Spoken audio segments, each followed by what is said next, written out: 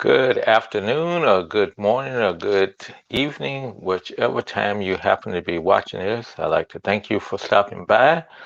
But please come on in, take your seat, uh, relax yourself, and make yourself comfortable. And we're going to talk about the Congo. And today's topic is computer aided education. And this is what we're talking about starting, uh, giving the Congolese students and teachers some computer aided uh, tools that will help them. As you may or may not know, we started talking about providing Raspberry Pis with, which is a small microcomputer, could be battery operated, like a laptop, but it's a lot less expensive. You can get them for maybe $70 and complete the whole outfit for less than $200. There's software available that you can get that's freely available that you can download and load onto them so that your students can have a one-on-one uh, situation where they have their own individual uh, uh, um, device, or you can project it any other kind of way with a projector in a classroom setting. So that's what we're thinking about. But that is the easy part, as I said. That is the easy part. Uh, Getting the hardware together and getting the software together, that's going to be the easy part. So let's talk about some of those things that's going to be difficult. Starting off, number one is the teachers. The teachers, they're going to need training. They're going to need training on how to use the product, and so that they can be adapt at it and show the students how to do it. Also, we may have to brush them up on some of their subject matter. If they're teaching math, we're going to have to make sure that they uh, can follow the lessons and uh, because it's no use to them trying to teach one way and the lesson is teaching another way. So the subject matter that's being taught has to be congruent. They're going to have to be on the same thing. And also, we're just going to have to teach them probably some methods on using computer aided stuff and everything like that. So that's going to be a big hurdle. And finally, we're going to have to really stress to them that we are not replacing them, but this is a tool that they can use to be more effective. Some of the people are going to be threatened by it and think that, hey, a computer is going to take over my job, and so I'm not going to be needed anymore. And they may even be threatened by some of the students. The students may realize that the teacher doesn't know as much as the computer knows, and so there may be some resentment on that part. And talking about students, I have two grandkids, two boys, and they are different. They both require some watching, and they've been doing distant learning uh, uh, since last year, but they're back in school now. But they are so different. One of them is, gung ho. He comes in the house, says, "Mom, I got homework to do. I got to knock it out." Boom, boom, boom. And he will be working through without unaided, working through all of his assignments for the week and getting them done. Now, the second one, he will sit there and you will have to pull it at him. You got any homework that you need to have done? When is it due? What do you have to have done? Can you do it in one evening? Well, it's going to take a couple evenings to do it. You're going to have to do that. So, totally opposite.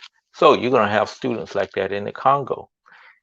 And the problem that you're going to have is they may not be able to take home the material, so the parents won't be able to help them. So it's all going to be relying upon them in school. And so, uh, whether they have that one-on-one teaching, whether they can have brothers and sisters who may can help them, that's going to be all, something to think about. Finally, how are you going to roll something out like this? I think it's going to go very slow. Like I say, the hardware is going to be easy. You can probably batch up, you know, 200 sets of hardware and get those and drop them off at the school. However, they're just going to sit there.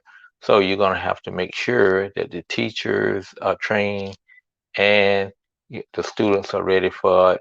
So you're going to go slow, and you're going to have to use a train-the-trainer type uh, method, because especially in the rural schools, you need to pair them up with somebody who knows how to do it, or who's more their expert, that they can ask questions on about different uh, things. Oh, like the oldest computer blanking, what does that mean? They're not going to be able to ask the students, not going to be able to ask anyone else. So therefore, they're going to have to know that type of information. So you're going to have, uh, say, a pod of teachers that are working together, and they're going through the same thing.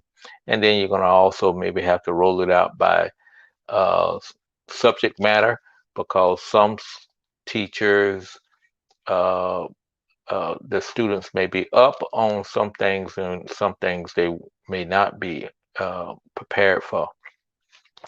Also, uh, it's the matter of state exams in the Congo, and state exams are highly, uh, um, let's say, they are they are what they're teach to.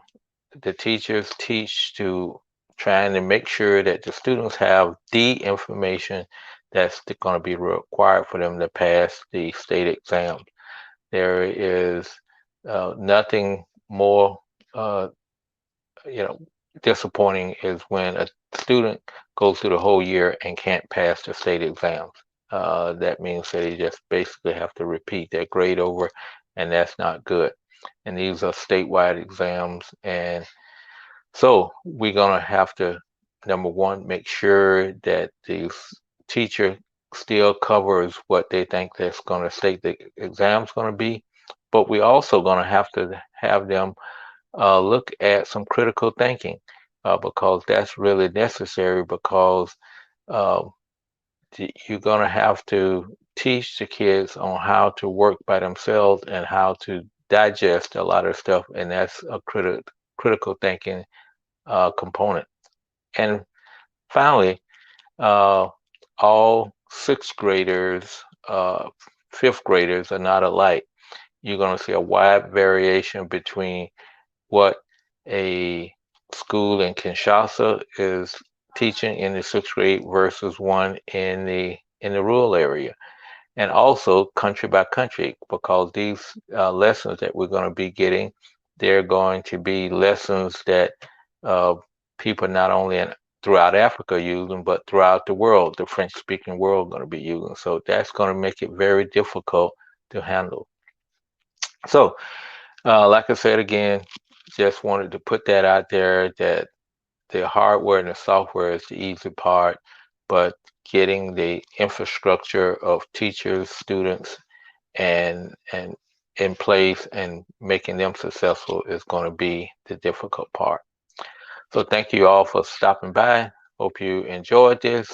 Please like and subscribe and share these contents, and we will continue talking about the different projects that we're going to be doing to help our brothers and sisters in the Congo.